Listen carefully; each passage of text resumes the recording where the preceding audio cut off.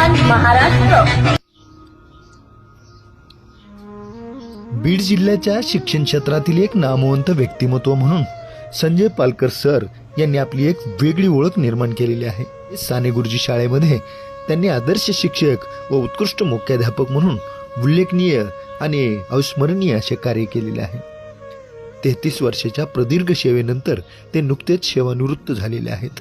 या निमित्ताने त्यांच्या शैक्षणिक सामाजिक या कार्यावर प्रकाश टाकणारी मुलाखत आम्ही आज प्रकाशित करत आहोत. संजय पालकर हे सौंदाणा अंबा येथील असले तरी त्यांचे बालपण हे बनसरोळा येथेच झालेले आहे. सुरुवातीचे बरेच शिक्षण देखील तिथेच झालेले आहे, कारण त्यांचे वडील देखील हाडाचे शिक्षक होते. त्यांचे संस्कार घेऊन संजय पालकर सुद्धा मन लावून शिकत राहिले व नारायणदादांच्या आशीर्वादाने मार्गदर्शनाने पुढे शिकत गेले व यशस्वी झाले. त्यांच्या वडिलांचे हे हजारो विद्यार्थी विविध क्षेत्रामध्ये टॉपवर आहेत, यशस्वी झालेले आहेत. आणि या संजय पालकर सरांचे हे हजारो विद्यार्थी यशस्वी झालेले आहेत, म्हणून ते सुप्रसिद्ध आहेत. त्यामुळे अशा या विशेष व्यक्तिमत्वाच्या जीवनकार्याचा आढावा घेणारी ही विशेष मुलाखत आम्ही आज प्रसारित करत आहोत.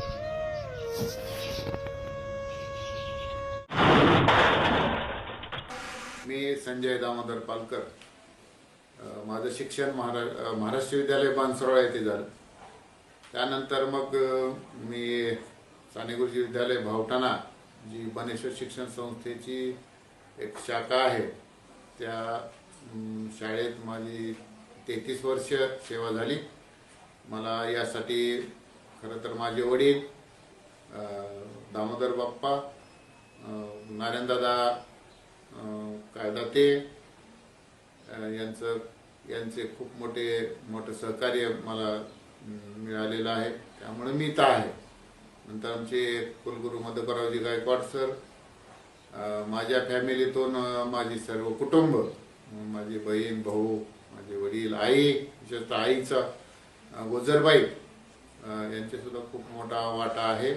आणि माझी पत्नी, माझी मुलं, विशेषतः अश्विनी, तिचं कष्ट जास्त आहे, मेहनत जास्त आहे, तिचं पण नामोल्लेख मला करावाच लागतो. अशा रीतीने मी पुन्हा एकदा डॉक्टर सचिन नरेंद्र काळे सरांचं मी खरं तर जास्त धन्यवाद मानतो की त्यांनी मुख्याध्यापक पदापासून ते सचिव आणि मी मुख्याध्यापक सोबतच झालो. त्यामुळं त्यांचं मार्गदर्शन आणि विशेषतः शाळेवर लक्ष त्यांचं असायचं आणि जास्तीत जास्त बेस्ट कसं देता येईल असा प्रयत्न त्यांनी केला. पुन्हा एकदा सर्वांचे धन्यवाद आणि न्यूज महाराष्ट्र वन चॅनलचे सुद्धा धन्यवाद मानतो. रोकडे सरांचे पण धन्यवाद मानतो. थँक्यू.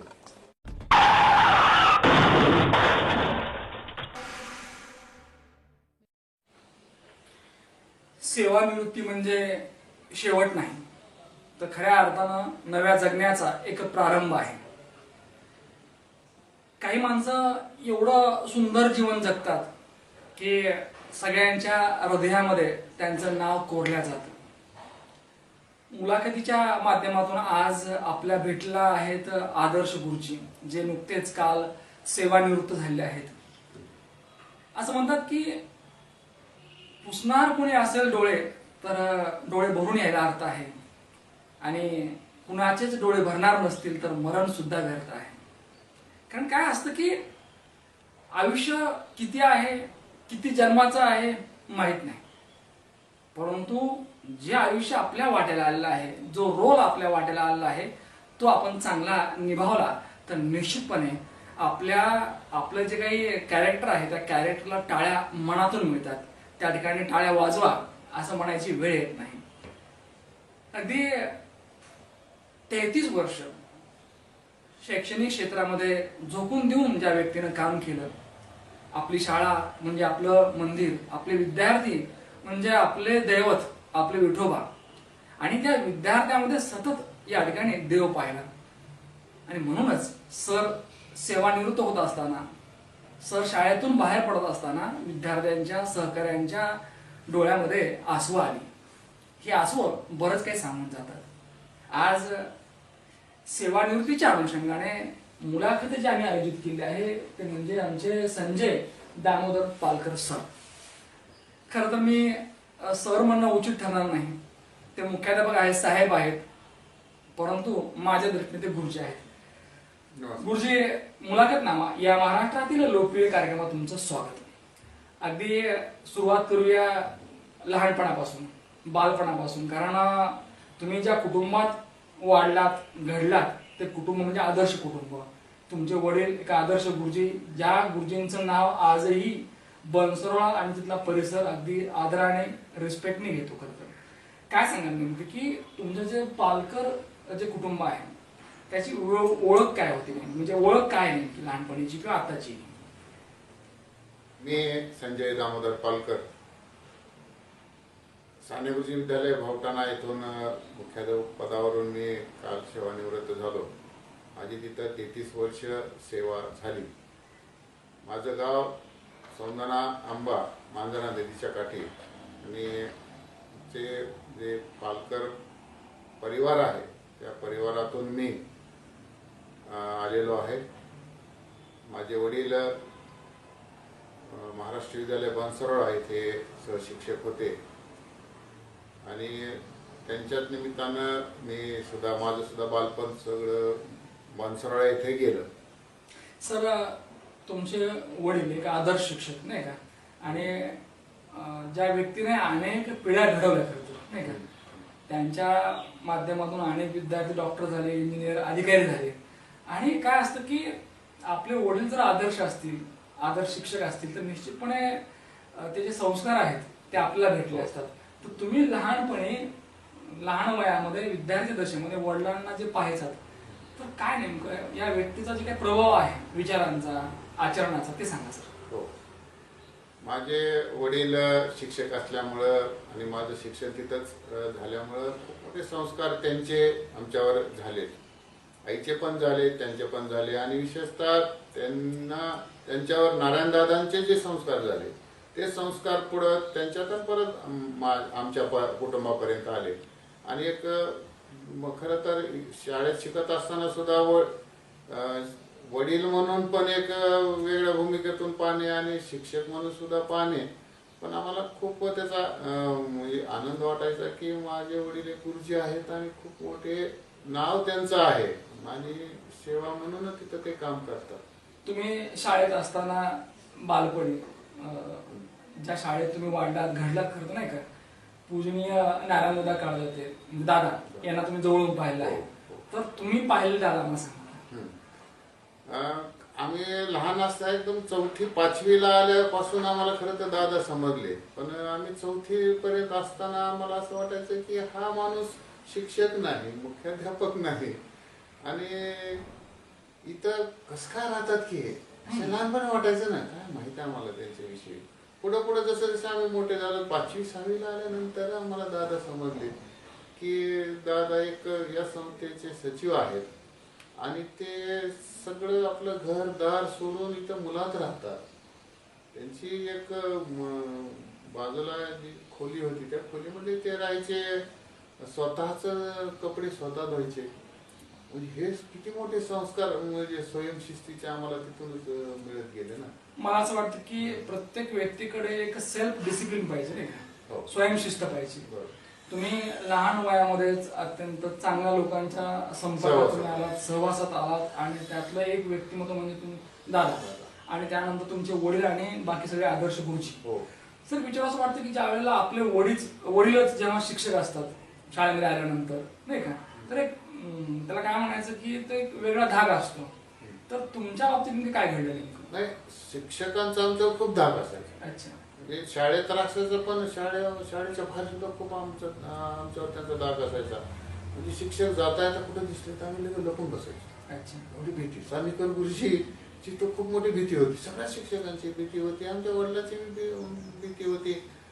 पण आमच्या वडिलांचा स्वभाव जरा थोडासा म्हणजे एक म्हणजे न शिक्षा करणारे गुरुजी होते म्हणून ओळख होते, पण आमचं धाक तर असायचं. निश्चितच. सर, एक विचार असं वाटतं की ज्या वेळेला वडील शिक्षक आहेत, गुरुजी आहेत असं म्हणल्यानंतर काय असतं की थोडंसं एक आपल्याकडे जबाबदारी असते की थोडं बंधनही असतं की चांगलं वागलं पाहिजे, चांगलं बोललं पाहिजे, खूप अभ्यास केला पाहिजे. मग तसं तुमच्या काही घडलं का? असं हो ना, कारण माझे वडील शिक्षक असल्यामुळे आमच्यावर पण वागताना जबाबदारी येतच होती ना. अच्छा. त्यामुळे कुठं त्यांचं नाव आपलं खराब होईल असं जशी काही problem इतर मुलं जशी खोड्या करतात नाही. घाण खोडकर करतात, नव्हतं मी. तो तुम्हाला चान्स नव्हता नाही, करत. नाही चान्सच नव्हता. पण मी पण मुळातून माझा स्वभाव पण खोडकर नव्हता. नव्हताच. अत्यंत शांत गरीब पोरगा म्हणूनच माझी ओळख होती. जसं तुम्ही वडिलाबद्दल बोललात, एक खरं तर ते एक आदर्श शिक्षक नाही का, तसं तुमच्या आईबद्दल काय सांगा, म्हणजे आईच्या अवतीभोवती तुमचं जे आयुष्य गेलं ते सांगा सर.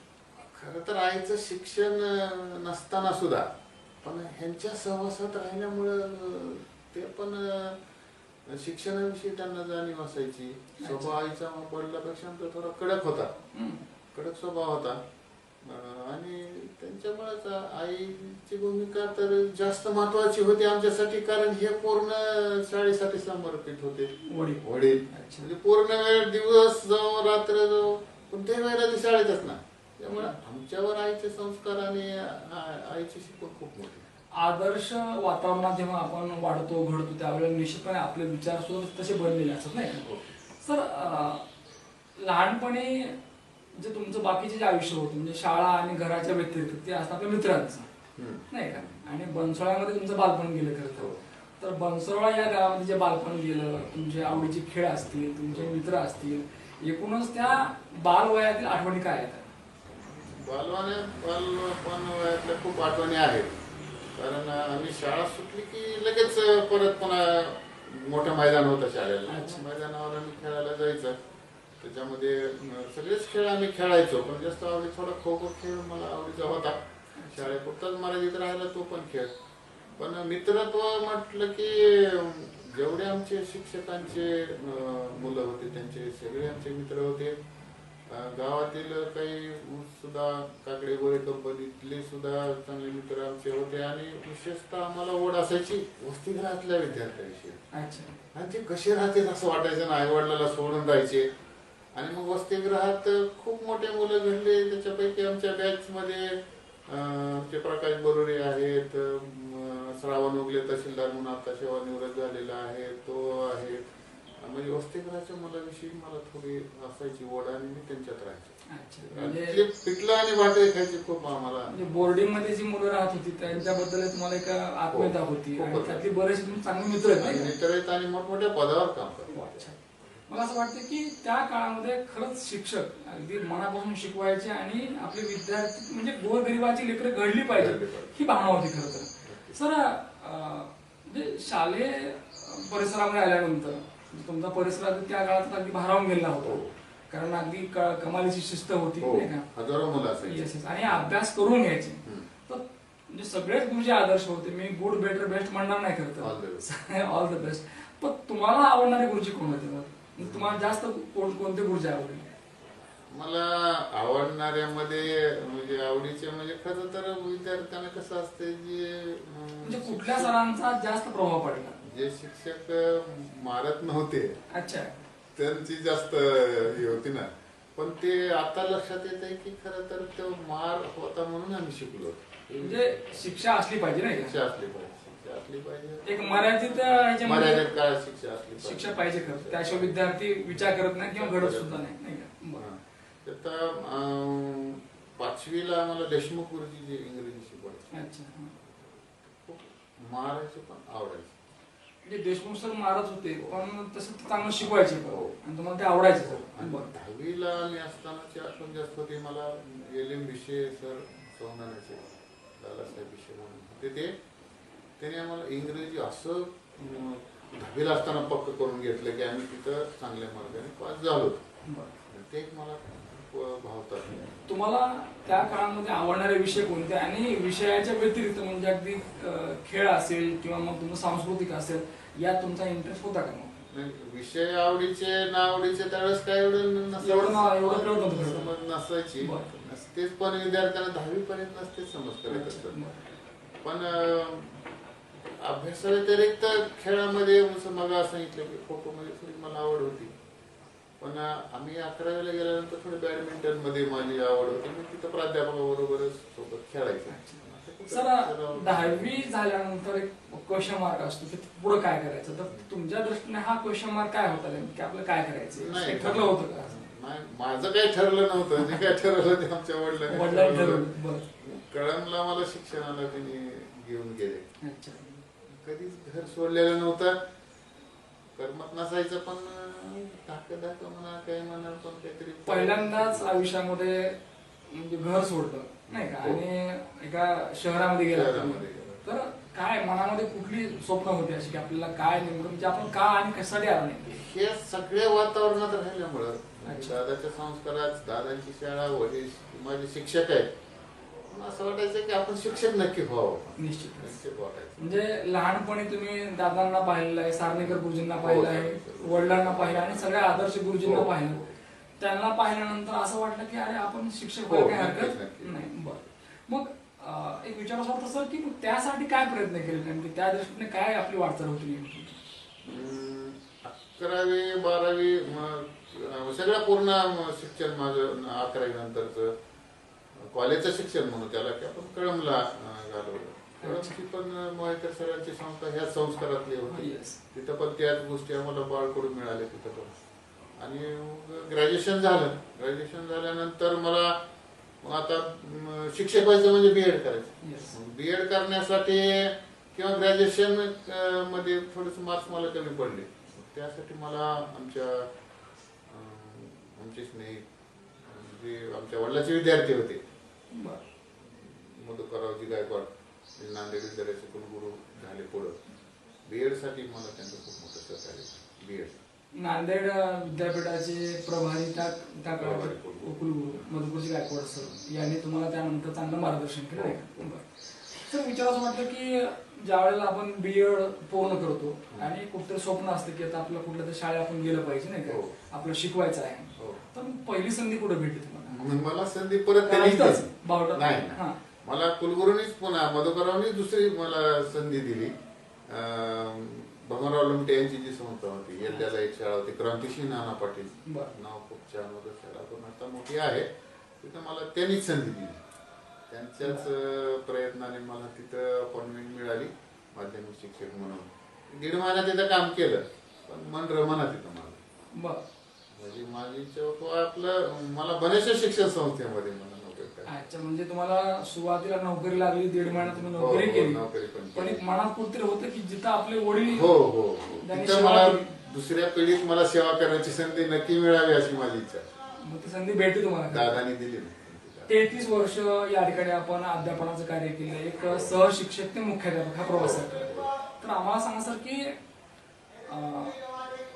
सुरुवातीची तुमची जी अपॉइंटमेंट आहे ती शाळा, त्याचबरोबर कारण तुमच्या बनेश्वर शिक्षण संस्थेच्या 4-5 शाळा आहेत नाही का? हो 4. तर तुम्हाला पहिल्यांदाच ही शाळा भेटली सानेगुरुजी हो विद्यालय, पहिल्यांदाच भेटली. आणि तिथंच तुम्ही सेवानिवृत्त झालात. तिथं सेवा निवडत. 33 वर्ष खरं तर तुम्हाला पूर्ण गाव माहिती, गावकरी हो, माहिती, परिसर माहिती. परिसर माहिती, आणि बरेचसे विद्यार्थी आता या ठिकाणी वेगवेगळ्या पदावर आहेत. हो. तर 33 वर्ष म्हणजे सुरुवातीचा दिवस ते शेवटचा दिवस, आम्हाला ऐकायचं खरं तर की हो. कशा प्रकारे आपण विद्यार्थी घडवले, शिकवण्याची पद्धत कशी होती, आणि विद्यार्थ्यांच्या मनामध्ये स्थान जे निर्माण केले आम्हाला ते सांगा. हो मगाशी जे बोललो विषय की खरं तर बावटाण्यात संधी मिळाली मला. बावटाण्यात गेल्यानंतर थोडंसं म्हणजे परिसर तर सगळा नवीन, माझ्यासाठी पण नवीन. दादाजी इथं संस्था का काढली असावी असं अगोदर आम्हाला सुद्धा वाटायचं की कशाला येते दादानी इथं शाळा काढली असावी. पण त्यांचे विजन मोठे होते आणि त्यांना सोबत द्वारकादासजी लोहिया मानालोकचे कार्य त्यांची खरं तर त्यांच्या सहकार्याने तिथं शाळा, आणि खरी गरज तिथं होती पुन्हा लक्षात आलं नंतर. कारण 80% सगळा परिसर ऊसतोड कामगार आणि मग अत्यंत शेतकरी, शेतमजूर, ऊसतोड कामगारांच्या मुलांना शिकवायचे, दलितांच्या मुलांना शिकवायचे, डोंगर दऱ्यातल्या खोऱ्यातल्या मुलांना शिकवायचे, ही दृष्टी दादांची आहे. मुळामध्ये दादा म्हणजे महात्मा गांधींच्या विचाराने, हो. साने गुरुजींच्या विचाराने चालणारे ते एक आदर्श होते नाही का? आम्ही त्यांना प्रति साने गुरुजीच मानतो. निश्चित निश्चित. बावटाना या ठिकाणी जे आपण सुरुवात केली, आम्हाला ऐकायचं खरं तर शाळेचा जो पहिला दिवस होता तो दिवस कसा होता नेमका ते सांगा. शाळेचा पहिला दिवस जास्त काही आठवत नाही, पण ती शाळा पाहिल्यास मगाही म्हटलं की दादानी कशाला इतक्या लांब नाही का? इतक्या लांब. पुन्हा नंतर तुम्हाला अनुभवातून जसं जसे दिवस गेले तिथं तसं कळालं की इथं गरज होती. खरी गरज तिथं होती. शहरातल्या विद्यार्थ्यांना कोणी शिकवलं? शहरातल्या विद्यार्थ्याला काय पालक सुशिक्षित आहेत, ट्युशन आहेत, त्यांना खूप साधन आहेत, तर काय साधन आहे? आणि खरंच आणि तिथं टॅलेंट खूप मोठं आहे. ग्रामीण भागातल्या मुलांना, डोंगरातल्या मुलांचं खरंच टॅलेंट खूप मोठं आहे. खूप मोठमोठे अधिकारी होऊन गेले तिथं. खरा तोची एकच धर्म जगाला प्रेम असावे, नाही का? कारण धर्म काय नेमका आपला शिक्षकाचा तर की आपण त्या विद्यार्थ्यापर्यंत गेलं पाहिजे की ज्याला काही येत नाही आणि त्याला यावं यासाठी आपले प्रयत्न करायचे. सर, या 33 वर्षामध्ये आपल्या विद्यार्थी घडले पाहिजेत यासाठी तुम्ही घेतलेले जे काही परिश्रम आहेत ते सांगा सर. विद्यार्थी परिश्रम म्हणजे खरं तर त्या विद्यार्थ्यांचं कौटुंबिक परिस्थिती शिक्षकानं अगोदर अनुभवली पाहिजे, घेतली पाहिजे. सगळ्यात महत्वाचं म्हणजे विद्यार्थी शाळेत येताना कुठल्या अवस्थेतून येत आहे हा शिक्षकांना खरं तर महत्वाची गोष्ट समजलीच पाहिजे. तर तसे आम्ही प्रयत्न करतो. आम्ही त्यांच्या घरी पोहोचायचं, कुठल्या ना कुठल्या निमित्तानं घरी जायचं आणि घरी गेल्यानंतर समजायचं की एक खरी परिस्थिती काय आहे. आणि त्यामुळं आम्ही आमचं जे तिथं काही नाव आहे ते त्यामुळं झालंय. म्हणजे विद्यार्थी आला वर्गात, त्याला शिकवलं आणि तो निघून गेला, आपण निघून गेलो, हे एवढ्या पुरतं मर्यादित नव्हता ना तो परिसर. ही सगळ्यात महत्वाची बाब होती ना. त्याची आर्थिक परिस्थिती कशी, त्याची सामाजिक परिस्थिती कशी, तो कशातून आला, कुठून आलाय, किती किलोमीटर चालत येत आहे ती. आम्ही होमवर्क दिलं तर त्याचं ते होमवर्क ती घरी करू शकताय का नाही, ह्या सुद्धा गोष्टी महत्वाच्या होत्या ना. मग ह्या गोष्टी आम्ही बघत बघत गेलोय. आणि माझी सुद्धा तीच आता आपण आवडीनं घेतलं होतं गाव मनुष्य शिक्षण संस्थेमध्ये काम करायचे म्हणून आता इथं आपण पूर्ण आपण त्याग केला पाहिजे. ही भूमिका त्याच वेळेस लक्षात आली आणि परिसरात खरं संधी मिळाली. मला असं वाटतं की ज्या वेळेला आपल्याला एखाद्या डोंगर पट्ट्यामध्ये आपल्याला जाऊन शिकवायचं असेल त्यावेळेला शिक्षकाच्या डोक्यामध्ये अर्थशास्त्र नसलं पाहिजे, समाजशास्त्र आणि मानसशास्त्र पाहिजे, नाही का? की त्या विद्यार्थ्याची मानसिकता काय, त्याची परिस्थिती काय नेमकी, तो शिकू शकेल का, बरं शिकतोय तो तर का शिकत नाही, म्हणजे परिस्थिती काय नेमकी. कारण बऱ्याच वेळेला मुलं हुशार असतात परंतु जर घरची आर्थिक परिस्थिती चांगली नसेल तर त्याला शिकता येत नाही. तर विचार असं वाटतं की मग असे काही आम्हाला अनुभव सांगा की ज्या विद्यार्थ्यांची शिकण्याची मानसिकता परिस्थिती नव्हती परंतु तुमच्या प्रयत्नांमुळे, तुमच्या सहकार्यांच्या प्रयत्नांमुळे त्यांची मानसिकता बदलली आणि ते विद्यार्थी नंतरच्या काळामध्ये चांगले अधिकारी बनले, चांगल्या पदावर गेले. खूप असे आहेत मुलं की जे परिस्थितीतून शिकले. तर मी मगाशी म्हटल्याप्रमाणे ऊसतोड सगळे पालक असायचे, शेतकरी शेतमजूर असायचे. त्यावेळेस मग विद्यार्थी आमच्याकडे येताना आम्ही खरं त्यांची थोडी सगळ्याच परिस्थिती जाणून घेऊनच त्याला शिकवायचं पुढं. मग आमच्याकडे एक श्रीराम लांडगे म्हणून एक विद्यार्थी होता. खूप गरीब परिस्थितीतून तो आजीकडे राहायचा, म्हणजे मामाकडं. आणि तो आज मोठा पत्रकार आहे. वसतिगृहात राहायचा आणि वसतिगृहात राहत असताना त्याने माझ्याकडे एक वेळेस असं आला की सर मला उद्या जिल्ह्याला खेळायला जायचंय कबड्डी, माझ्याकडं कपडे नाही. आमचे पगार कमी असायच्या पण आम्ही त्याला उधार कपडे म्हणून त्याच्या बाजूने हातात घेतलं. पण तो मोठा पत्रकार जा, पुढारी जे आपलं तुमचं वर्तमानपत्र आहे त्याचा पुढारीचा पत्रकार आहे.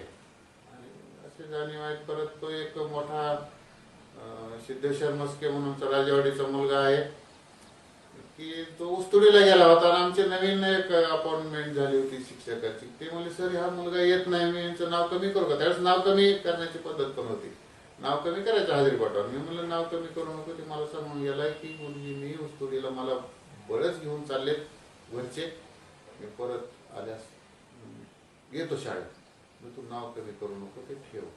तर तो आज एका नामांकित कंपनीमध्ये 50 लाखाचं पॅकेज घेतोय सिद्धेश्वर मस्के म्हणून विद्यार्थी. असे खूप आहेत विद्यार्थी की आम्ही शिकवण्यापेक्षा वेगळं काम आम्ही त्यांना केलं. आणि वसतिगृहातल्या मुलांना जास्त मी सुद्धा स्वतः जातीने लक्ष द्यायचं वसतिगृहाच्या मुलांना. आणि मग काही इंजिनियर आहेत, डॉक्टर आहेत, मंडल अधिकारी आहेत. कालच विद्यार्थी 2001च्या बॅचचा स्वामी रामेश्वर म्हणून तहसीलदार आहे. काल घरी आला होता. दोघं भाऊ आहेत, एक जिल्हा परिषद शिक्षक आहे आणि तहसीलदार आहे. तो काल आला होता भेटीला काल घरी. काही विद्यार्थी आमचा PSI कल्याण नेरकर म्हणून काल ती 98ची बॅच माझ्या सत्काराला उपस्थित काल आली होती. जे सन्मानपत्र त्यांनी दिलं म्हणजे ह्या कृतज्ञता जे आपण आता समोर बघतोय त्यांनी दिलेलं आहे. 98ची बॅच आहे, 4-5 बॅच आल्या होत्या. ज्या वेळेला माजी विद्यार्थी भेटतात आणि सर तुमच्यामुळे घडलो असं जेव्हा म्हणतात त्यावेळेला काय वाटतं नेमकं मनामध्ये? मला दुसरा छंद आहे. शाळेनंतर मला दुसरा छंद आहे की मला माझ्या विद्यार्थ्यांना संपर्क करायला खूप आवडतं. अच्छा, खूपच आवडते. म्हणजे माझे मित्र आहेत. आजही तुमच्या त्या संपर्कामध्ये आहेत ते विद्यार्थी? मला वाटतंय मी काय माझा म्हणजे पाठ थापटून घेत नाही, पण साने गुरुजी झाल्या भावटाण्यात आज सगळ्यात जास्त माझे विद्यार्थ्यांचा संपर्क कोणाचा असेल तर मी ठेवलेला आहे. कारण मला त्याच्यातून आनंद मिळतो. आणि काय होते माहित नसते कुठे येते, त्या निमित्तानं माहित होते की कुठेतरी घडलाय ही माहिती होते. आणि तीच अटॅचमेंट मला आता ठेवा. माझा सगळ्यात जास्त मित्र माझे विद्यार्थी. शाळेमध्ये गेल्यानंतर त्या इमारतीकडे पाहिल्यानंतर कुणाला ती फक्त वास्तू वाटते, तर कुणाला ती शाळा वाटते, तर कुणाला ते मंदिर वाटतं. तुम्ही 33 वर्ष सतत साने गुरुजी विद्यालय या ठिकाणी गेलात, अध्यापन केलं, तर तुमच्या दृष्टीने साने गुरुजी विद्यालय काय? साने गुरुजी विद्यालय खरं तर एक मोठं संस्कार केंद्र आहे. साने गुरुजी ते फक्त साने गुरुजी विद्यालय म्हणजे खरं तर महत्वाची गोष्ट म्हणजे परिसरात गेल्यास तुम्हाला समजते की शाळा काय. अतिशय सुंदर शाळा आहे आणि वसतिगृह आहे, ही विशेष बाब आहे. आणि मी मुख्याध्यापक झाल्यापासून परत काही गोष्टीच्या सुविधा खूप दिल्या. शाळा डिजिटल आहे सर. त्या डोंगरातली शाळा डिजिटल होती. डिजिटल म्हणजे माझे विद्यार्थी संपर्क राहणं म्हणजे माझा स्वार्थ असा की शाळेला काहीतरी ते देऊन जातात सगळ्यात महत्त्वाचं. म्हणजे त्यांना आपण काही चांगलं दिलं तर ते लेकरं नक्की द्या. शाळेला एका बॅचनं प्रोजेक्टर दिलेले की 98ची बॅच म्हणतात, ते अगोदर प्रोजेक्टर दिलेले. शाळेला आता 2006च्या बॅचनं फिल्टर दिले सर 75,000 रुपये फिल्टर, पाण्याचं. परत काही खुर्च्या, काही टेबल असे सारखी त्यांची मदत असते, सारखी मदत असते. मग ह्याचा फायदा शाळेसाठी करून द्यायचा मला, म्हणून मी जास्त संपर्क. तुम्ही लहानपणी महाराष्ट्र विद्यालयामध्ये तुमच्या वर्गामध्ये प्रत्येक गुरुजींना जवळून पाहिलं आहे, शिकवण्याची पद्धत आणि निश्चितपणे त्यांचे विचार, त्यांची जी मेथड आहे तुम्हाला कायम लक्षात राहिली ती. तसं तुम्ही जेव्हा सर झालात अगदी 33 वर्ष या सेवेमध्ये, तर वर्गामध्ये गेल्यानंतरचे पालकर सर कसे असायचे नेमके ते सांगा. काल एका मुलीनं तिच्या मनोगतामध्ये बोलली होती की तुम्ही इतिहास जागा करतात सर, आणि जे निर्जीव शब्द आहे ते सजीव करतात. युद्ध जर तुम्ही आम्हाला शिकवायला तर सगळे युद्धच आमच्या नजरेसमोरून जाते, असं कालच्या एका मुलीनं मनोगत व्यक्त केलं. मला ती इतिहास शिकवण्याची थोडीशी संधी मिळाली मला पुढे. आणि त्याच्या आदर्श माझे खोडसे मुलगी होते, भुजंगराव खोडसे सर. एंट्री करताना चला पुढे सुरू लगेच त्यांचा इतिहास कथन पद्धतीने होते. इतिहास ती कथन पद्धती आता राहिली नाही, पण आता ते मी काय केलं त्याला त्या कथन पद्धती आणि मुलांचं दर्जा बघून थोडस त्यांना वेगवेगळ्या पद्धतीने इतिहास शिकवतो. काळ बदलतो, बदलत्या काळानुसार आपण थोडं बदललं पाहिजे, थोडं मेथड चेंज केलं पाहिजे, जेणेकरून आपला उद्देश काय की त्या लेकरांना समजलं पाहिजे, हा उद्देश आहे. सर मग एक विचार असं वाटतं की कधी कधी काय होतं की आपण शिकवत जातो आणि काही लोकांना समजतं, म्हणजे काही विद्यार्थ्यांना, आणि काहींना समजत नाही. तर ज्यावेळेला हे आपल्याला समजतं की याला समजलं नाही, बरोबर ना, तर त्यावेळेला निश्चितपणे आपण तिथं भूमिका चेंज केली पाहिजे आणि त्याला कळायला पाहिजे, ही आपली भूमिका पाहिजे. आणि तुमची ती राहिली का सर? नाही, हो ना. मग शेवटच्या मुलाला सुद्धा घेऊन चालायचं ही सगळ्यात महत्वाचं. समोरचा मुलगा त्याला लक्षात येते, लगेच समजते. आपल्या विषयाकडे लेकराचं अवधान खेचलं पाहिजे, यासाठी काय करत राहिलं ते सांगा. त्यांचं अवधान खेचण्यापेक्षा थोडस बाहेरचे वगैरे त्याला उदाहरण देत चाललं की त्यांचं आकर्षण लगेच येते. आणि कसं आहे, शिक्षण प्रक्रियेमध्ये सगळ्यात महत्वाचा भाग जो असतो ना सरावाचा असतो. सराव पाहिजे. प्रॅक्टिस पाहिजे. आज ज्या मोठ्या काही शाहू पालेचं नाव असेल ते फक्त सरावावर आहे त्यांचं. सर इतिहास शिकवत असताना कुठलाही विषय वर्गामध्ये शिकवत असताना या ठिकाणी असे काही आम्हाला उदाहरण सांगा की सुरुवातीला त्या लेकरांचा सहभाग नव्हता परंतु त्याच विषयामध्ये ते पुन्हा परफेक्ट झाले आणि टॉपर झाले असे. तसा इतिहास विषय मी जसं घेतला म्हणजे शिकवण्यासाठी परत भूगोल पण आला. अच्छा बरं. हा माध्यमिक वर्गाला म्हणजे 9वी 10वीच्या वर्गाला इतिहास आणि भूगोल दोन्ही शिकवायला लागले. मला परिस्थितीनुसार शिकवायला लागले. भूगोल विषय माझा नव्हता पण माझ्या वडिलाचा होता ना. अच्छा. काकडे सर म्हणायचे मनोहरराव काकडे सर म्हणायचे की 10वी शिकलेला माणूस 10वीच्या मुलांना भूगोल शिकवतोय. म्हणजे आमच्या वडिलाची ही म्हणजे त्यांची खासियत होती. हा कदाचित ते सुद्धा पण पुढे आले आणि भूगोल पण शिकवायला मी सुरू केलं. पर्याय नाही. सर या पूर्ण प्रवासामध्ये फक्त आपण धडे पूर्ण करावेत एवढं तुम्ही कधीच ध्येय ठेवलं नाही तर विद्यार्थ्यांचे नवे पालकांचे सुद्धा तुम्ही लाडके गुरुजी बनले. सगळ्यात जास्त तर काय म्हणजे काय केलं असं नेमके जादू की सगळ्यांना तुम्ही आवडलात?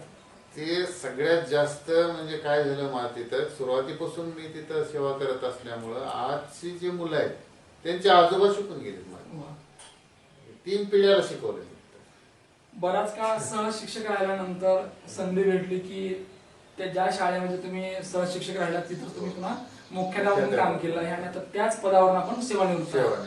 तर ज्या वेळेला तुम्ही मुख्याध्यापक पदावर बसला त्या खुर्चीमध्ये तर तिथनं जे शाळेला बघितलं त्या खुर्चीतनं कारण एक अधिकार असतो नाही का तर काय म्हणजे तुमच्या दृष्टीने शाळा नंतर कशी झाली? छान प्रश्न आहे. तर हा मुख्याध्यापक मी 1 जुलै 2023ला मुख्याध्यापक पदावर. त्या अगोदर थोडस एक आमचे सचिव सन्माननीय डॉक्टर काळेसाहेब नरेंद्र काळेसाहेब त्यांच्यासमोर एक मोठा पेज पडला. त्याच्याकडे एक मुख्याध्यापक ध्वजकरी सर म्हणून होते. ते कोळला काय झालं माहित नाही पण ते एक दिवशी भावठाणाला आले.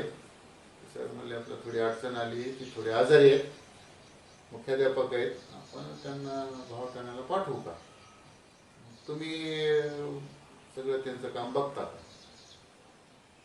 म्हणलं मी माझ्या स्टाफला विचारतो कारण ते मुख्याध्यापक मी कोण पुन्हा त्यांना सूचना देणार आदेश देणार बरोबर आहे. मग ते मी माझ्या स्टाफला विचारलं की असं असं थोडासा प्रश्न आहे पेज पडलाय सचिव साहेबांना ध्वजकरी सरांना इकडे पाठवायचं म्हणते मग पण मला ते काम बघा म्हणतो. पण त्याच वेळेला मला स्टाफला विचार पाहिजे. मी म्हणाले तुम्ही म्हणजे होता का म्हणल्यानंतर लगेच हो म्हणा नाही तर ज्यांच्यासाठी काम करायचं त्यांना विचारलं पाहिजे. 2 वर्ष त्यांचं मुख्याध्यापक पद मी सांभाळलं. काही गोष्टी समजा म्हणजे ती जबाबदारी नव्हती पण तुम्ही ती स्वीकारली करली आणि त्यामुळे काय झालं पदाचा जो अहम असतो पद मिळालं डायरेक्ट पद मिळणं आणि त्या पदाचं अगोदर सगळा अभ्यास होणं अनुभव घेणं त्यामुळे माझ्या मला कधीच अहम झालं मुख्याध्यापक. बरं एक मुख्याध्यापक म्हणून जेव्हा त्या खुर्चीत बसला म्हणजे काय असतं की साहेब म्हणून येणं सोपं असतं. हो पण ते पद टिकवणं आणि त्या पदाची पद टिकवणं एक चॅलेंज असतं. तर काय काय काय म्हणजे त्या नजरेतनं शाळा जी तुम्ही बघितली किंवा जे चेंज केला विद्यार्थ्यांमध्ये शाळेमध्ये सगळ्याच गोष्टींमध्ये ते सांगा सर. सगळ्यात अगोदर अकॅडमिकचा आपण जर विचार केला तर माझ्या शिक्षकांना ही सवय लावली की तुम्ही पहिल्या 5 मिनिटात वर्गावर गेलो पाहिजे सगळ्यात महत्त्वाचं. आणि माझ्या शिक्षकांनी मला कधीच ती वेळ येऊ दिली नाही की सर तुमचा तास आहे कधीच नाही. ही फक्त मी कधी त्यांना धाक दाखवला नाही ना मुख्याध्यापक एक मित्र म्हणून त्यांच्याशी वागलो त्यांचे प्रॉब्लेम समजून घेतले त्यांच्या अडीअडचणी समजून घेतले ही महत्वाचा विषय होता. आणि पालकाशी अटॅचमेंट होते ना माझे सगळ्यात महत्वाचं कारण मुख्याध्यापक हे पद विद्यार्थी शिक्षक संस्था आणि परत पालक आणि परिसर वेगळा आहे नवीन परिसर आहे म्हणजे आपल्यासाठी नवीन आहे ना आपण त्या परिसरातले नाहीत ना त्यामुळं खरी कसरत होती पालकाशी.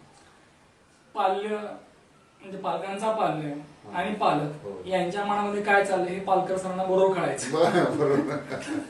तर काय म्हणजे कसा ठाव घ्यायचा, कारण काय असतं की प्रत्येक दिवस सारखा नसतो नाही का, हो की. कधी काही गारणे असतात, काही हो. अडचणी असतात, हो. आणि ते बऱ्याच वेळेला काय असतं की जे शिक्षक तोंडावरले आहेत हो. त्यांच्याकडे गेले असतात ते गारणं मांडण्यासाठी.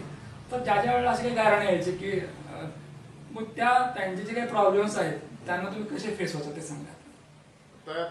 गारानं सगळं काही शिक्षकाकडे जायचे, माझ्याकडे पण काय यायचे, पण अच्छा. गारानं घेऊन येताना मन मोकळेपणा यायचे. अच्छा. म्हणजे त्यांना तसे कधी मध्ये येताना सुद्धा कधी भीती वाटायची नाही.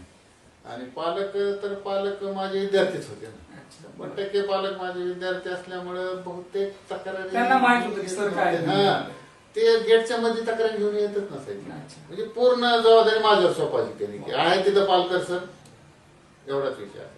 म्हणजे आपण घरी पालक आहोत पण शाळेमध्ये गेल्यानंतर पालकर सर हे पालक आहेत, ती भूमिका प्रत्येक निभावतात नाही का? भूमिका आई वडील पालक शिक्षक सगळी भूमिका त्यांनी पूर्ण करणार ती त्यांना नक्की गॅरंटी. सर मुख्याध्यापक झाल्यानंतर सांस्कृतिक विभाग किंवा हो. क्रीडा असेल, कारण मुख्याध्यापक म्हणजे फक्त एका विषयापुरतं नसतो, तो त्याचे सगळे विषय, सगळी शाळा, स्टाफ, पालक, विद्यार्थी यांची जबाबदारी असते. तर ही जबाबदारी कशा प्रकारे पेलली, आपण काय काय केलं, म्हणजे सांस्कृतिक विभागासाठी काय केलं, क्रीडासाठी काय केलं, त्याचबरोबर शिस्तीसाठी काय केलं ते सांगा. सांस्कृतिक मध्ये दरवर्षी आम्ही तर आमच्या स्नेहसंमेलन तर म्हणजे घेतच असतो. मला तुम्ही ऐकणंच असतील आपले चित्रकार आणि शिल्पकार नेताजी यादव, अत्यंत ऍक्टिव्ह शिक्षक मला मिळाला या 2-3 वर्षामध्ये, आणि त्यांच्या माध्यमातून आम्ही सांस्कृतिक कार्यक्रम पार पाडला. माझ्याकडे एक कमतरता होती, बीपीएड म्हणून क्रीडा शिक्षक म्हणून शिंगोळे सर आमचे असायचे, किंवा मग दुसऱ्या शाळेतून आम्ही शिक्षक बोलावून घेऊन क्रीडा स्पर्धा सुद्धा दरवर्षी आयोजित करायच्या. पण तालुका जिल्ह्यावर म्हणजे क्रीडा शिक्षक नसल्यामुळे आम्ही नाही पोहोचलो, पण द्यायचं खेळ. प्रत्येक शिक्षक हा बेस्ट असतो, त्याच्यामध्ये सगळ्या बेस्ट क्वालिटीज असतात, कारण डीएड बीएड या शैक्षणिक ज्या काही पात्रता आहेत त्या पूर्ण करून तिथे आलेल्या असतात, हो. अनुभव असतो. परंतु त्यांच्यातलं सतत बेस्ट काढणे ही कला HM ची असते, म्हणजे मुख्याध्यापकांची असते नाही का. त्यांना प्रोत्साहन देणे, त्यांना त्यांच्याकडे काम चांगलं करून घेणे, त्यांचा अपमान पण झाला नाही पाहिजे, कारण ते गुरुजी ते सर आहेत ते. तर ही कला तुम्हाला जमली खरं तर. यासाठी नेमकं काय करायचं नेमकं ते सांगा, म्हणजे तुम्हाला हे जमलं आहे पण हे कसं जमवलं ते सांगा. खरं म्हणजे आता ही कला जमली होती हे मला 31 तारखेला येताना समजलं. येस. कारण त्यांच्या डोळ्यातले अश्रू जाऊन गेले. डोळ्यातले असं बरंच काही सांगून जात खरं तर. कसं आता शिक्षक ठीक आहे ना, तो यायला शाळेवर वर्गात जाणं शिकवणं हे पण ठीक आहे, पण त्याचे घरचे काही प्रॉब्लेम असतात ते आपण सुद्धा सांगतो. रजेच्या बाबतीमध्ये मी कधी त्यांना त्रास दिला, रजा मागितली देऊन टाकायची. कारण काय असं रजा त्याची खर्ची पडायची ना, हक्काची असं नसेल पण खर्ची त्याची पडायची ना.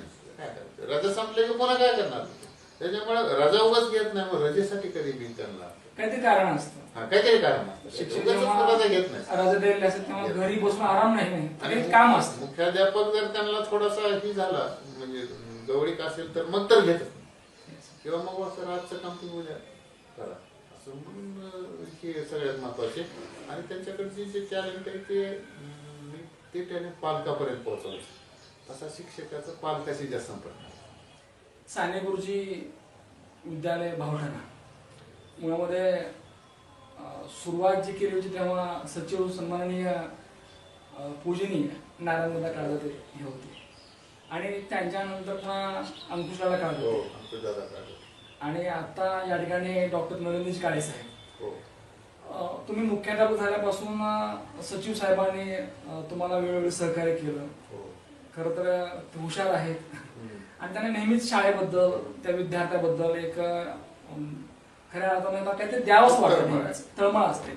तर विचारावंच वाटतं साहेब की मुख्याध्यापक झाल्यापासून साहेबांच्या माध्यमातून सगळ्या सहकार्यांच्या माध्यमातून शाळेसाठी म्हणजे तुमच्या शाळेचे जे काही वसतिगृह आहे ते असेल, किंवा तिथला परिसर असेल, तिथली स्वच्छता असेल, किंवा तिथल्या अध्यापनाची जी काही पद्धत आहे, किंवा आणखी काही, कारण HM म्हटल्यानंतर मुख्याध्यापक म्हटल्यानंतर अधिकार असतात आणि त्या अधिकारात चांगला वापर सुद्धा करता आला पाहिजे, जे की तुम्हाला करता आला, ते सांगा सर. साने गुरुजी विद्यालय भावठाणाचा जे वसतिगृह आहे त्या वसतिगृहाच्या संदर्भामध्ये त्यांना गोष्टी जुन्या बदला वाटल्या. अच्छा. त्या चांगल्या होत्या, वाईट नव्हत्या, पण बदला वाटल्या काळानुरूप. त्याच्यामध्ये स्वच्छता करणं आणि मग त्यांनी काय केलं, इमारतच एक बांधली वसतिगृहासाठी. आणि त्यांचं म्हणणं होतं की विद्यार्थी एकदा मध्ये गेला की त्याला सगळ्या सुविधा मिळाव्या. निश्चित. संडास बाथरूम असेल, पिण्याच्या पाण्याची व्यवस्था असेल, त्याला राहण्याची असेल, त्याच्या रूम मध्ये त्याला जे राहायचं तिथं सगळ्या सुविधा त्याला असाव्यात. यासाठी खूप मोठा खर्च त्यांनी केला काळे साहेबांनी. त्यासाठी त्यांची तळमळ खूप मोठी आहे की त्यांचं असं म्हणणं आहे की आपले वसतिगृह ते अपडेट राहिले पाहिजे, अपडेट राहिले पाहिजे, काळानुसार ते बदलले पाहिजेत. आज लोकांना सुविधा पाहिजेत, शिक्षणाबरोबर सुविधा तर आवश्यकच आहेत ना. आणि त्यांचे खरं तर ते तरुण आहेत, त्यांच्याकडे विजन आहे, हुशार आहेत आणि त्यांचा मोठा आवाका आहे आणि मेहनत करण्याची खूप करणारी आहे, खूप मेहनत करतात. एक आदर्श व्यक्तिमत्व, एक आदर्श व्यक्तिमत्व नक्की आहे. आणि त्यामुळे साहेबांच्या मनामध्ये आलं की शाळेची इमारत तर आहेच, परंतु वसतिगृह जे आहे जिथं की त्यासाठी गोरगरिबाचे लेकरं तिथे शिकायला येतात, त्यांना चांगली इमारत पाहिजे, चांगला अगदी सगळ्या गोष्टी त्यांना पुरवल्या गेल्या पाहिजे. मग काय काय नेमकं तिथं चेंज केलं तू सांग. त्याच्यामध्ये चेंज सगळ्यात महत्वाचा, अगोदर इमारतच त्यांनी नवी आमच्या भावटाण्यासाठी दुसरा मजलाच त्यांनी केला. दुसरा मजल्यासाठी केला की मुलं ते हे राहतील, त्यांची स्वतंत्र व्यवस्था होईल. तिथं संडास बाथरूम सगळी व्यवस्था, सगळी राहण्याची ज्या गोष्टी लागतात, कॉट, गाद्या, फॅन, हे सगळ्या सुविधा दिल्या. आणि त्याच्यामध्ये त्यांचं असं म्हणणं आहे की हे गोरगरिबाचे मुलं तर आहेतच, शेतकरी शेतमजूर याचे, पण ते जिवंत आहेत ना. ती चांगले, त्यांना चांगल्या सुविधा भेटल्या तर त्यांचं शिक्षणामध्ये मन भेटला पाहिजे. त्यांच्याकडून तुम्ही अभ्यास करून घेतला पाहिजे, सकाळी व्यायाम करून घेतला पाहिजे. ह्या गोष्टी पहिल्या होत्या. कसं त्याच्यामध्ये आणखी तुम्ही प्रोग्रेस केला, आणखी लक्ष घातलं नाही का? आणि मला लक्ष घालावं लागलं. तुम्ही उल्लेख केला की तुम्हाला जे आता नवीन जे आदेश लागलेत तेही एक व्यक्तिमत्व खूप चांगलं आहे खरं तर.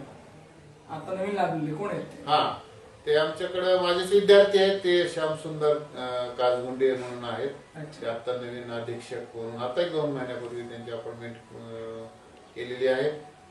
तर ते खूप ऍक्टिव्ह आहेत. मुलांचं सकाळी 4ला उठवतात, 1 तास व्यायाम, सकाळी व्यायाम झाला की परत पुन्हा आंघोळी झाली, परत अभ्यासाला बसवणे, परत 9 वाजता जेवण असते, 9ला जेवण असते, 9:30ला मुलं आमच्याकडे 9:30ला तर शाळा सुरू होती माझी. म्हणजे मी असताना 3 वर्ष मी 9:30ला शाळा भरत होतो, 10ची शाळा 9:30ला भरायची. मग त्या तासिकेमध्ये स्कॉलरशिपचे तास, 10वीचे ज्यादा तास घ्यायचे. त्याच्यामुळे 9:30ला तर मुलं फ्रेश होऊन अभ्यासाला. मुख्याध्यापक म्हणजे खऱ्या अर्थानं मुख्य असतात ते, आणि त्यांच्या मनात जे काही प्लॅन आहेत ते प्लॅन जर अगदी सत्यामध्ये उतरायचे असतील, त्यासाठी संस्थेचे सन्माननीय सचिव असतील, त्याचबरोबर सहकारी असतील, गावकरी असतील, विद्यार्थी असतील, या सगळ्यांचं सहकार्य भेटलं की काहीतरी नवीन चांगलं काहीतरी होणार. आणि हे आपण सतत करण्याचा प्रयत्न केला. नक्की प्रयत्न झाला.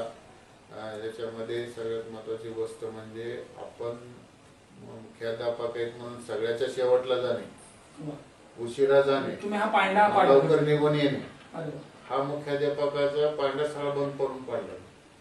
सगळ्याच्या अगोदर उपस्थित जाणे आणि सगळ्यांच्या आपण शेवटी शेवटी कितीही शेवटी. आता आमच्याकडे वाहन वगैरे जातात, त्यांच्या ड्युटी दिलेल्या आहेत, पण जेव्हा शेवटचं वाहन जाईल, शेवटचा मुलगा जाईल, त्यावेळेस पण मला असं वाटतं की मुख्य व्हावं, परंतु मुख्य जबाबदाऱ्या सुद्धा त्यांना स्वीकारल्या पाहिजे. जाण्याची गडबड घरी थोडी किरकिर का करणं होईल ना. डब्यासाठी डबा मला यावेळेस झाला पाहिजे, माझी तिथं 9:30ला लेकरं वाट बघतात ना. माझे मुख्याध्यापक येईल, शिक्षकाच्या अगोदर मुख्याध्यापक येतात. ही शाळेत आणि सुरक्षितता महत्वाची ना. विद्यार्थिनीची संख्या 50%. मग पालकांना त्या विद्यार्थिनीची सुरक्षितता वाटली पाहिजे ना, सगळ्यात महत्वाची गोष्ट. म्हणून आपण जबाबदार आहेत ना त्याला. मग आपण तिथं सगळ्यात अगोदर उपस्थित आपण राहायला पाहिजे. मुलांच्या अगोदर आपण तिथे गेलं पाहिजे. पालकाला वाटलं पाहिजे की इथल्या शाळेचा मुख्याध्यापक माझा मुलगा शाळेत जाण्याच्या अगोदर. आणि ते ग्रामीण भाग फरक आहे. आणि येताना सगळ्याच्या शेवट हे आयुष्यभर शेवट पण पाळले, शेवटपर्यंत कालपर्यंत पाळले. तर या पूर्ण प्रवासामध्ये तुम्हाला तुमची सौभाग्य होती, यांनी खूप चांगली साथ दिली. त्यांच्याशिवाय हा प्रवास पूर्ण करता नसता. तर त्यांच्याबद्दल 4 शब्द. खरं तर म्हणजे आमचे कुलगुरू मधुकररावजी गायकवाड यांनी तिसरी मला संधी दिली, ती म्हणजे माझ्या अश्विनीची भेट त्यांनीच घालून दिली मला. ते स्थळ त्यांनी दाखवलं आणि ती अश्विनी भेटली. खूप मेहनती आहे, कष्टोळ आहे, मी आहे आणि लहान थोडं कमी वयातच लग्न झाल्यामुळं, कमी वयात म्हणजे नाही पण ते 12 होते, 18 वर्ष पूर्ण झालं होतं. आणि माझ्या आईवडिलाचे संस्कार त्यांच्याकडे, दादाचे संस्कार होत गेले. इथले झाले लवकर, खूप फास्ट लवकर झाले. इतकी मेहनती आहे. 2 मुलं उच्च शिक्षित आहेत आणि सगळं ते तिचं मेहनत आहे त्यासाठी. कारण मी तर सगळ्या शाळेकडेच, हे सगळ्यात महत्वाची बाब आहे. आयुष्यभर फक्त शिकवलंच नाही तर लेकरांना दिशा दिली. हो, माझ्या लेकराला मिळाली ना त्याला, त्यांच्या म्हणजे विद्यार्थ्यांच्या पंखात आपण बळ भरलं सर. हो, आणि नक्की. आता खऱ्या अर्थानं हा जो प्रवास आहे म्हणजे या अध्यापनाचा, नाही का, दररोज शाळेत जाण्याचा, हो. हा थांबलाय आता, हो. नाही का. आता पुढची प्लॅनिंग काय नेमकी, नेक्स्ट प्लॅन काय नेमकं, काय आणखी डोक्यात नाही, चाललंय? मी आता- कारण आदर्श गुरुजी हे कधीच थांबत नाहीत असं आम्ही ऐकलंय आणि पाहिलंय. बरोबर आहे, मी थांबणार नाही. मला माझं वैयक्तिक आणि आयुष्य जगायला अजून मला आहे अवधी, मी अजून तरुणच आहे. येस, नक्की. त्यामुळे चांगली मला- चांगली माणसं नेहमीच तरुण असतात. मला अटॅचमेंट ह्यांच्याशीच ठेवायची, बनेश्वर शिक्षण. अच्छा. मला जर आधी काही जबाबदारी दिली हम्म. आणि ह्याच्यामध्ये मला म्हणजे कुठलं मोबदला नको, ती जिम्मेदारी दिली ती मी घ्यायला तयार आहे. असं काही नाही, मला ह्यांच्यातच राहायचंय. मनेश्वरच्याच परिवाराशी मला अटॅचमेंट आहे. परिवार मोठा, माझं नातेवाईक मोठे, मित्र कंपनी भरपूर आहे. असं काही मी आता जास्त मोठ्या बाजून घेणार नाही.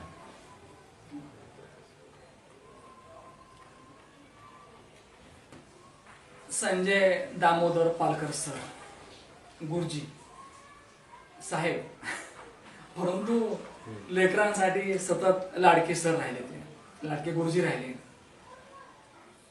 31 जुलै 2026 या दिवशी हा प्रवास थांबला. परंतु चांगली माणसं, चांगले गुरुजी हे कधीच थांबत नाही. त्यांच्या मनामध्ये शाळा ही अगदी शेवटच्या श्वासापर्यंत असते.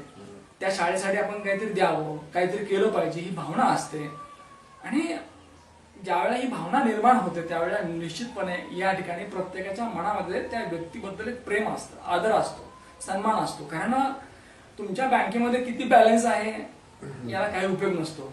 कारण आपण आयुष्यभर काय करतो की एकाच्या पुढे शून्य वाढवत जातो आणि नियती अशी असते की ती नियती काय करते, एकावर पाणी टाकते. शून्याला किती किंमत आहे ही सांगायची गरज नाही.